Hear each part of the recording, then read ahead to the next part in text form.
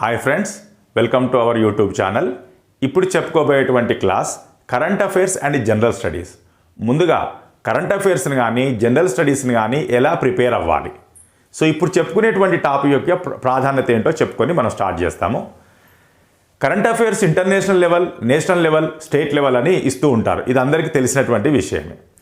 అయితే national level అనుకున్నప్పుడు దేశము దేనికి ప్రాధాన్యతనిస్తుంది అనే విషయాలు మనం తెలుసుకోవాల్సినటువంటి అవసరం ఉంటుంది. సో మన దేశము ఏ విషయాలకు ప్రాధాన్యతనిస్తుంది, ఎటువంటి కార్యక్రమాలు చేపడుతుంది, దేని లక్ష్యంగా చేపడుతుంది అనేటువంటి విషయాలు తెలియజేసేటువంటి మనకు మ్యాగజైను యోజన. సో ఈ యోజన మే ఎడిషన్లో ఇచ్చినటువంటి విషయాలను తెలుసుకుంటే మన దేశము ఏ అంశాలకు ప్రాధాన్యతనిస్తుంది, ఏ అంశాలకు మరి ఎటువంటి కార్యక్రమాలు చేపడుతుంది, ఎందుకు చేపడుతుంది అనేటువంటి విషయాలు మనకు స్పష్టంగా తెలుస్తాయి. సో ఇక్కడ మే మంత్లో ఇచ్చినటువంటి కొన్ని టాపిక్స్ని మనం చూద్దాము. ముందుగా నేషనల్ వాటర్ మిషన్, వీళ్ళు ఒక క్యాంపెయిన్ని ప్రారంభించారు. ఎవరు? నేషనల్ వాటర్ మిషన్ ఒక క్యాంపెయిన్ ప్రారంభించారు. దాని పేరు క్యాచ్ ద రెయిన్. ఈ క్యాచ్ ద రెయిన్ అనేటువంటి క్యాంపెయిన్కి, ప్రోగ్రామ్కి ట్యాగ్ లైన్ ఏంటంటే where it falls when it falls, అంటే వర్షం పడగానే పట్టుకోవాలి. దీని ఉద్దేశం ఏంటంటే మనకు పడుతున్నటువంటి వర్షపు నీటిలో 1/3 మాత్రమే యూజ్ చేసుకుంటున్నాము, 2/3 మొత్తం వేస్ట్ అయిపోతుంది. సో ఈ మాన్సూన్ సీజన్ కంటే ముందే మరి మనం ఎటువంటి ఏర్పాట్లు చేసుకుంటే ఈ నీటిని మనం కొద్ది రోజులు కాపాడుకొని మనకు అవసరం ఉన్నప్పుడు వాటిని పొదుపుగా వాడుకునేటువంటి అవకాశం ఉంటుంది అనే ఉద్దేశంతో ఈ వర్షపు నీటిని వృధా కానియకుండా దాన్ని భూగర్భ జలాన్ని పెంచడానికి ఏ విధంగా ఉపయోగించుకోవాలనో ఉద్దేశించినటువంటి కార్యక్రమమే ఈ క్యాచ్ ద రెయిన్ కార్యక్రమం. తర్వాత సో దీని యొక్క ఉద్దేశం చెప్పుకున్నాం కదా, to create rain water harvesting structures. Rain water అంటే వర్షపు నీటి, హార్వెస్టింగ్ స్ట్రక్చర్స్ అంటే సంరక్షణ నిర్మాణాలు. వాటిని అంటే ఈ నీటిని సంరక్షించేటువంటి చర్యలను చేపట్టేటువంటి నిర్మాణాలని అర్థం. సో వీటి గురించి సలహాలు, సూచనలు ఇవ్వడానికి కేంద్ర ప్రభుత్వం రాష్ట్రాలకు ఏమని నిర్దేశించిందంటే ప్రతి జిల్లా కేంద్రంలో ఒక రెయిన్ సెంటర్ని ఏర్పాటు చేయాలి అని గైడ్లైన్స్ ఇవ్వడం జరిగింది. సో ప్రతి జిల్లా కేంద్రంలో రెయిన్ సెంటర్స్ ఉంటాయి.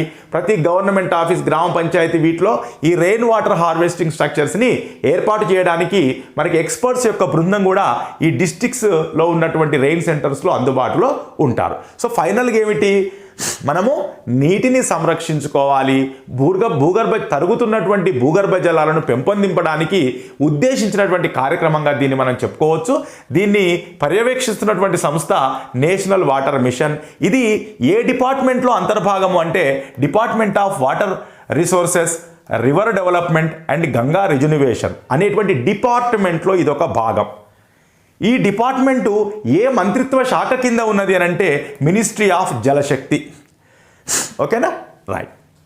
సో ఇది national water mission campaign catch the rain, where it falls when it falls, rain centres each district centre to create the rain water harvesting structures. Okay, తర్వాత next ఒక news ఏమిటంటే holistic health care.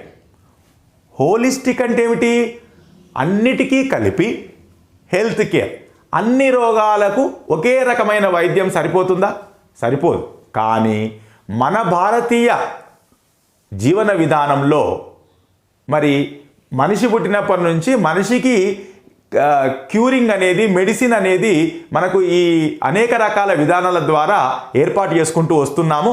అప్పటి నుంచి మనం వాడుతున్నటువంటి మెడిసిన్ని మనం traditional medicine అంటాం. So ఈ traditional medicine అనేది మనకు అనేక రకాలుగా ఉంటుంది. ఆయుర్వేద, యోగా, యునాని, సిద్ధ, హోమియోపతి, నేచురోపతి, సోవారిక్ప, ఈ అన్నిటినీ కలిపి ఒకటే ప్రోగ్రాం కింద పెట్టడం జరిగింది.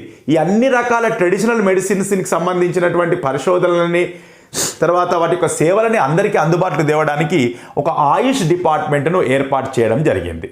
సో ఈ ఆయుష్ డిపార్ట్మెంట్, సో ఈ ఆయుష్ అంటే ఏమిటి? AYUSH అంటే ఆయుర్వేద, యోగా, యునాని, సిద్ధ, హోమియోపతి, నేచురోపతి అండ్ సోవారిక్ప అని అంటాం. సో ఇక్కడ ఇవన్నీ ఏమిటి? రకరకాల వైద్య విధానాలు. సో ఏదో ఒక రకంగా మనకు ప్రతి రోగానికి మందు అనేది లభిస్తుంది. అందుకనే దీన్ని హోలిస్టిక్ హెల్త్ కేర్ అని అంటున్నాం. సో ఇందులో దేనికి ప్రాధాన్యత ఉంది? Traditional medicine. మరి ఇప్పుడు ఎందుకు వార్తల్లోకి వచ్చింది ఆయుష్ అని అంటే, వరల్డ్ హెల్త్ ఆర్గనైజేషన్ ఈ కోవిడ్ తదనంతర పరిణామాల దృష్ట్యా మన ఈ ఆయుష్ వాళ్ళు రూపొందించినటువంటి మెడిసిన్ కోవిడ్ నివారణకు కానీ కోవిడ్ చికిత్సకు కానీ చాలా బాగా ఉపయోగపడుతుందని తెలిసిన తర్వాత వరల్డ్ హెల్త్ ఆర్గనైజేషను మనకు మన ఇండియాలో ఏమిటి ఒక global centre for traditional medicine, ఈ ట్రెడిషనల్ మెడిసిన్ మీద అధ్యయనం చేయడానికి ఒక గ్లోబల్ సెంటర్ను ఇండియాలో పెట్టడానికి వరల్డ్ హెల్త్ ఆర్గనైజేషను ముందుకొచ్చింది. సో దాన్ని ఎక్కడ జామ్నగర్ గుజరాత్లో ఏర్పాటు చేయడానికి మన కేంద్ర క్యాబినెట్ ఆమోదం తెలిపింది. అందువల్లనే ఈ ట్రెడిషనల్ మెడిసిన్ ఆయుష్ డిపార్ట్మెంటు మనకి ఇప్పుడు వార్తల్లోకి వచ్చిందని చెప్పొచ్చు. సో ఇప్పుడు ఇది లేటెస్ట్ కరెంట్ అఫైర్స్ కింద చెప్పుకునేటువంటి అంశం ఏమిటనంటే, global centre for traditional medicine అనేది మరి ఎవరు ఏర్పాటు చేస్తున్నారు, ఎక్కడ ఏర్పాటు చేస్తున్నారంటే WHO ఎక్కడ జామ్నగర్ గుజరాత్లో ఏర్పాటు చేయబోతుంది. ఓకే, నెక్స్ట్ అదేవిధంగా మామూలుగా క్యాన్సర్కి క్యాన్సర్ హాస్పిటల్లో చికిత్స ఉంటుంది. దాంతోపాటు ఆయుర్వేదము అన్ని రకాల ఈ ఆయుష్కి సంబంధించినటువంటి ట్రీట్మెంట్ను కలిపి ఇంటిగ్రేటెడ్ క్యాన్సర్ కేర్ ఫెసిలిటీస్ని ఎక్కడ ఇవ్వబోతున్నారు అని అంటే national cancer institute Jhajjar. Ayush in connection with Ayush అన్నమాట. సో ఎక్కడ అది? National cancer institute Jhajjar. తర్వాత ఆయుష్తో కలిపి అశ్వగంధ, కోవిడ్ యొక్క ట్రీట్మెంట్కి అశ్వగంధ ఎలా పనిచేస్తుందో అని తెలుసుకోవడం కోసము ఒక జాయింట్గా మరి రీసెర్చ్ చేస్తున్నటువంటి వాళ్ళు ఎవరెవరు అంటే ఆయుష్తో పాటు London school of hygiene and tropical medicine, London school of అంటే ఎక్కడ యూకేలో ఉంది, London school of hygiene and tropical medicine వాళ్ళు ఆయుష్తో కలిసి దేని మీద పరిశోధనలు చేస్తున్నారు అని అంటే అశ్వగంధ. ఈ అశ్వగంధ యొక్క సైంటిఫికల్ నేమ్ ఏంటనంటే విథానియా సోమ్నిఫెరా. విథానియా సోమ్నిఫెరా. ఇది ఎందుకోసం ఉపయోగపడుతుందని చేస్తున్నారనంటే కోవిడ్ గురించి, కోవిడ్ తదనంతర మరి కోలుకోవడం గురించి ఈ అశ్వగంధ ఎలా పనిచేస్తుందో మరి పరిశోధనలు అనేటివి జరుగుతున్నాయి. దానికి ఎవరెవరు కలిసి చేస్తున్నారంటే ఆయుష్తో పాటు London school of hygiene and tropical medicine. తర్వాత ఇది మూడో అంశము, చాలా ముఖ్యమైనటువంటి అంశం. ఎందుకనంటే మన భారతదేశం యొక్క దృష్టి కానీ ప్రపంచం యొక్క దృష్టి కానీ రెండు రకాలుగా పోతుంది. ఎటువంటి మామూలుగా ఇంతకుముందుకు అభివృద్ధి ఉంటే చాలనుకునేది, ఇప్పుడు ఆ అభివృద్ధి అనేది రెండు కన్నుల్లాగా వాటిని తీసుకొని ముందుకెళ్ళడం జరుగుతుంది. ఒక రకమైన అభివృద్ధి ఏమిటంటే అందరినీ కలుపుకొని పోయేటువంటి అభివృద్ధి, సమ్మిళిత అభివృద్ధి, ఇన్క్లూజివ్ గ్రోత్. అంటే సాధారణమైన వాళ్ళతో పాటుగా ప్రత్యేకమైన వాళ్ళను కూడా కలుపుకొని ముందుకెళ్ళాలి అని చెప్పేది ఏమిటి? Inclusive growth. అదేవిధంగా సస్టైనబుల్ గ్రోత్ అంటే మన పరిసరాలను మన వాతావరణాన్ని కూడా మనం డిస్టర్బ్ చేయకుండా అభివృద్ధి చెందాలి. ఓకేనా? సో మన ప్రకృతికి నష్టం వాటిల్లొద్దు, మనకు నష్టం వాటిల్లొద్దు అని చెప్పేదేమో సస్టైనబుల్ డెవలప్మెంట్. మన ముందు తరాల వాళ్ళకు ఈ ప్రకృతిని అదే విధంగా అందించగలగాలి, అది సస్టైనబుల్ డెవలప్మెంట్, సుస్థిర అభివృద్ధి అని అంటాం. సో ఇప్పుడు ఏ ప్రభుత్వానికైనా ప్రతి ఒక్క ప్రభుత్వం కూడా ఈ రెండు కళ్ళతోని ముందుకెళ్తుంది. ఒకటి ఇన్క్లూజివ్ గ్రోత్, ఇన్క్లూజివ్ డెవలప్మెంట్ అంటే అందరినీ కలుపుకొని పోయేటువంటి అభివృద్ధి. అంటే ఈ అభివృద్ధిలో అందరూ భాగస్వాములు కావాలి, ఈ అభివృద్ధి యొక్క ఫలాలను లాభాలను అందరూ సమానంగా పంచుకోవాలి. అప్పుడే ఈ సమానత్వం అనేది సాధించబడుతుంది అని చెప్పేదే సమ్మిళిత వృద్ధి. సో మరి ఇప్పుడు అందరూ విద్యలో భాగం కావాలి, చేసే పనుల్లో ఉద్యోగాల్లో భాగం కావాలి, సో వ్యాపారంలో భాగం కావాలి, అన్నిట్లలో భాగం కావాలి, సో అన్నిట్లలో వాళ్ళు పార్టిసిపేట్ కావాలి. సో అటువంటి ఒక కోవకు చెందినటువంటి వాళ్ళు ఎవరు అంటే డిజేబుల్డ్ పర్సన్స్. అయితే ఈ డిజేబుల్డ్ పర్సన్స్ను కూడా మనం అందరం కలుపుకొని ముందుకు పోతేనే మరి ఇంక్లూజివ్ గ్రోత్ అనేది సాధ్యం అవుతుంది. సో అందుకని చూడండి, ఈ టాపిక్ కరెంట్ అఫైర్స్లోనే కాదు ఇంపార్టెంట్, జనరల్ స్టడీస్లోనూ ఇంపార్టెంట్. ఎందుకంటే ఇన్క్లూజివ్ గ్రోత్లో డిజేబుల్డ్ పర్సన్స్ యొక్క డెవలప్మెంట్ కూడా ఒక పార్ట్గా ఉంటుంది. అది మరి మన గ్రూప్స్కి సంబంధించిన ప్రతి దాంట్లో కూడా ఇంక్లూజివ్ డెవలప్మెంట్ అనేటువంటి ఒక జనరల్ స్టడీస్కి హెడ్డింగ్ ఉన్నది. టీజీటీ పీజీటీలో కూడా సెకండ్ హెడ్డింగు అదే ఉంది, సెకండ్ ఆర్ థర్డ్ హెడ్డింగు. అందులో చివరికి ఇంక్లూజివ్ డెవలప్మెంట్లో చివరికి డిజేబుల్డ్ పర్సన్స్ యొక్క డెవలప్మెంట్ కూడా ఉన్నది. గతంలో క్వశ్చన్స్ కూడా ఖచ్చితంగా అడిగారు. ఓకేనా? సో ఇప్పుడు ఇది మనము కంపల్సరీ ఒక మార్కు ఎక్స్పెక్ట్ చేసేటువంటి హెడ్డింగ్ కింద చెప్పుకోవచ్చు. ఇటు రెండు రకాలుగా, ఇటు కరెంట్ అఫైర్స్ కింద వస్తుంది, అదేవిధంగా అటు మరి జనరల్ స్టడీస్లో ఉన్నటువంటి ఇంక్లూజివ్ డెవలప్మెంట్లో ఉన్నటువంటి డిజేబుల్డ్ వాళ్ళ యొక్క డెవలప్మెంట్ సంబంధించినటువంటి టాపిక్ కింద కూడా వస్తుంది అన్నమాట. రైట్. మరి ఇప్పుడు ఎందుకు ఇది వచ్చింది అని అంటే, మరి మొన్న పారాలింపిక్స్ టోక్యో 2020లో మనకు ఈ డిజేబుల్డ్ మన పారాలింపిక్స్లో మనకు 19 పథకాలు రావడం జరిగింది. గతంలో ఎప్పుడు కూడా రాలేదు. సో అందుకని ఇది ఇప్పుడు మనకు హాట్ టాపిక్గా మారిందన్నమాట. ఒకసారి చూద్దాము దీనికి సంబంధించిన మూలాలని. మనకి ఈ వ్యాసం రాసినటువంటి వ్యక్తి ఎవరు అంటే doctor Virendra Kumar, union minister of social justice and empowerment, సామాజిక న్యాయము మరియు సాధికారత మంత్రిత్వ శాఖ మంత్రి అయినటువంటి డాక్టర్ వీరేంద్ర కుమార్ ఈ విషయాలు మనకు చెప్పడం జరిగింది. చూద్దాం. హెడ్డింగ్ ఏమిటి? ఎంపవరింగ్ దివ్యాంగ్జన్ లేదా దివ్యాంగులు. చూడండి, డిజేబుల్డ్ పర్సన్స్ని దివ్యాంగులు అని పేరు పెట్టినటువంటి వ్యక్తి ఎవరు అంటే మన ప్రధానమంత్రి మోడీ. డిజేబుల్డ్ పర్సన్స్ని దివ్యాంగ్జన్ అని మొట్టమొదటి అంటే పేరు పెట్టినటువంటి వ్యక్తి ప్రైమ్ మినిస్టర్ మోడీజీ.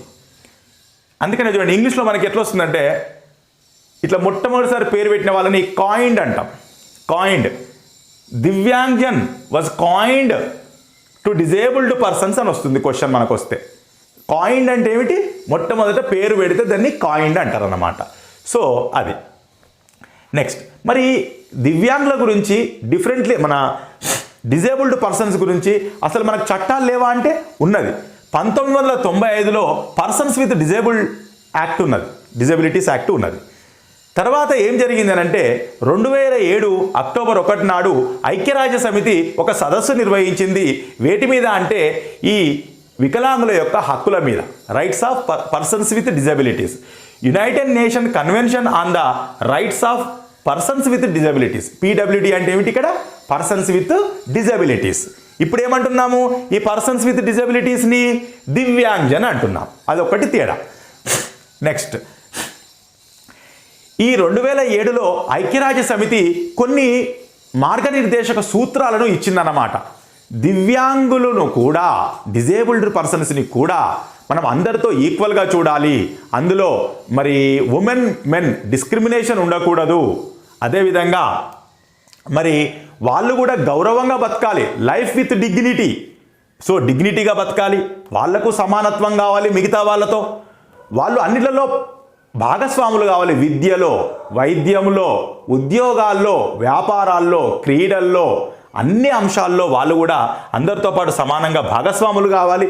వాళ్ళకి ఏమన్నా ఉన్నటువంటి అడ్డంకులను తొలగించేటువంటి కార్యక్రమాలు, యాక్సెసిబిలిటీ అంటే వాళ్ళకు కూడా అన్ని అందుబాటులోకి తేవాలి.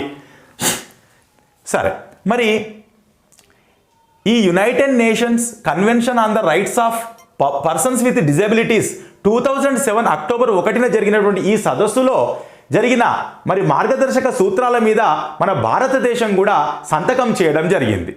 అందువల్ల మనము ఈ మార్గదర్శక సూత్రాలకు అనుగుణంగా కొత్త చట్టాన్ని మార్పులు తెచ్చుకోవాల్సినటువంటి అవసరం ఏర్పడ్డది. అందులో భాగంగా ఈ 95 చట్టాన్ని మార్చేసి 2016లో rights of persons with disabilities act 2016ని రూపొందించుకోవడం జరిగింది. అది 19 ఏప్రిల్ 2017 నుంచి దేశవ్యాప్తంగా అమలులోకి రావడం జరిగింది. ఇందులో 17 చాప్టర్లు ఉన్నాయి, 102 క్లాజులు ఉన్నాయి. మొత్తం 17 చాప్టర్లు, 102 క్లాజులు ఉన్నాయి. మరి ఈ చట్టం ప్రకారము బెంచ్ మార్క్ డిజబిలిటీ అంటే ఎంత దాటితే వాళ్ళని మనము దివ్యాంగులు అంటాం. 40% లేదా అంతకంటే ఎక్కువ 40% ఉన్నా ఓకే, 40% ఉన్నా కూడా వాళ్ళని దివ్యాంగులు అంటాం. తర్వాత మరి విద్యా హక్కు చట్టం 2009 ఏం చెప్తుంది? 6 నుండి 14 సంవత్సరాల లోపు బాలబాలికలందరికీ ఉచిత నిర్బంధ విద్య, free and compulsory education for the children in between the age 6 and 14 అని చెప్తుంది. కానీ వాళ్ళు కనుక దివ్యాంగులు అయితే, బెంచ్ మార్క్ మరి డిజబిలిటీ కనుక ఉంటే వాళ్ళకి మాత్రము 6 నుండి 18 సంవత్సరాల లోపు వాళ్ళు ఈ ఎలిమెంటరీ విద్యలో మరి ప్రవేశించడానికి అవకాశం ఉంటుంది. రైట్. నెక్స్ట్ మరి 8వ తరగతి అయిపోతుంది, తర్వాత మరి 9వ తరగతిలో జాయిన్ కావాలంటే అక్కడ ఒప్పుకోరు కదా. అంటే ఆ పైన విద్యా సంస్థల్లో ఇంకా 5 సంవత్సరాల upper age relaxation, upper age limit యొక్క రిలాక్సేషన్ 5 years వరకు ఇవ్వాలి. ఓకే, 8th క్లాస్ వరకు అయితేనేమో 6 to 18 మధ్యలో ఎప్పుడైనా జాయిన్ కావచ్చు. 9th and above అయితేనేమో వాళ్ళకి 5 years age relaxation, upper age limit ఉంటుంది హయ్యర్ ఎడ్యుకేషన్ ఇన్స్టిట్యూషన్స్లో. నెక్స్ట్ మరి రిజర్వేషన్ విషయానికి వస్తే ఉన్నత విద్యా సంస్థలు, హయ్యర్ ఎడ్యుకేషనల్ ఇన్స్టిట్యూషన్స్లో మరి 5% మినిమము వాళ్ళకి పక్కకు పెట్టాలి. రిజర్వేషన్ 5% ఉండాలి. ఓకేనా, ఏది ఎడ్యుకేషనల్ ఇన్స్టిట్యూషన్స్లో. మరి గవర్నమెంట్ ఎస్టాబ్లిష్మెంట్స్ అంటే ప్రభుత్వ ఉద్యోగాల్లో, ప్రభుత్వ సంస్థల్లో ఉద్యోగాల్లో 4% మనము కంపల్సరీ, మినిమం 4%, అంటే 4%. ఇప్పుడు గతంలో ఇది 3% ఉండే ఎడ్యుకేషన్ ఇన్స్టిట్యూషన్స్లో కానీ ఉద్యోగాల్లో కానీ. విద్యా సంస్థల్లో అయితే 5%, ఉద్యోగాల్లో అయితే 4% ఇవ్వాలి. ఈ 4% ఎలా ఇవ్వాలి అని అంటే, 1 బ్లైండ్, 2 డెఫ్, 3 శారీరక చలన వైకల్యం అంటే లోకోమోటార్. ఈ ముగ్గురికి 1% ఇవ్వాలి ఫస్ట్. ఇంకొక 1% ఉంది కదా, వాళ్ళు ఈ డి లేదా ఈ కేటగిరీ ఎవరున్నా పర్వాలేదు. డిలో ఎవరుంటారు? Autism, learning disabilities, intellectual disabilities అంటే ఏంటిది? బుద్ధిమాంద్యం ఉన్నవాళ్ళు, ఆటిజం ఉన్నవాళ్ళు అంటే హైపర్ యాక్టివిటీ ఉన్నవాళ్ళు, లర్నింగ్ డిజబిలిటీస్ అంటే డిస్లెక్సియా, డిస్గ్రాఫియా ఇలాంటివి ఉన్న వాళ్ళకి మనము, లేదా మల్టిపుల్ డిజార్డర్స్ అంటే బ్లైండ్, డెఫ్ కలిపి ఉండొచ్చు. ఇట్లా ఇవన్నీ ఈ ఏ నుంచి డి వరకు ఉన్న వాటిలో 1 కంటే ఎక్కువ కలిపి ఉంటే దాన్ని ఏమంటాం? ఈ 5th కిందికి వస్తుంది, మల్టిపుల్ డిజార్డర్స్ కిందికి వస్తుంది అన్నమాట. సో ఈ ఆటిజం మరియు మల్టిపుల్ డిజార్డర్స్ వీళ్ళందరూ కలిపి 1% మనం ఇవ్వచ్చు. ఓకేనా. సో మొత్తం గవర్నమెంట్ జాబ్స్లో 4%. తర్వాత మరి ఒక విద్యా సంస్థలో ఈ రూల్స్ను ఉల్లంఘించారు, ఒక ప్రభుత్వ ఉద్యోగి ఈ రూల్స్ను ఉల్లంఘించాడు. అలాంటప్పుడు మరి శిక్షార్హులు అవుతారు. పనిష్మెంట్స్ ఎలా ఉన్నాయనంటే, ఈ రూల్స్ను అతిక్రమించిన వాళ్ళది అంటే contravention of the act. Contravention అంటే ఉల్లంఘించడము, అతిక్రమించడము. మొదటిసారి అతిక్రమిస్తే 10,000 జరిమానా, రెండవసారి అదే వ్యక్తి ఈ యాక్ట్ని అతిక్రమిస్తే 50,000 నుంచి 5 లక్షల వరకు జరిమానా విధించే అవకాశం ఉన్నది.